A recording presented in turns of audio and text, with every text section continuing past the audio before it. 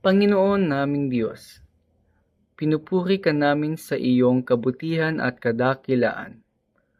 Ikaw ang aming kalakasan, gabay at liwanag. Kung wala ka, Panginoon, wala rin kami.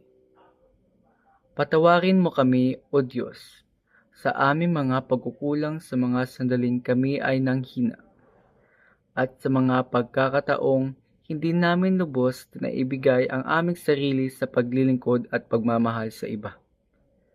Linisin mo ang aming mga puso, Panginoon. Maraming salamat, Panginoon, sa mga biyayang patuloy mo ibinubuhos sa amin, sa aming mga pamilya, mga kaibigan, mga guro, at sa bawat pagkakataong upang makapaglingkod. Salamat din sa lakas, karunungan at tapang na iyong ibinigay araw-araw. Idinadalangin namin, O Diyos, na patuloy mo kaming gabayan. Bigyan mo kami ng karunungan sa bawat desisyon, tapang sa bawat pagsubok, at pusong marunong magmahal at umunawa sa kapwa.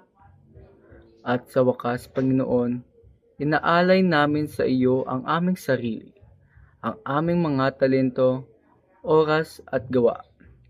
Naway, ang lahat ng aming ginagawa ay para lamang sa iyong higit na kaluwalhatian.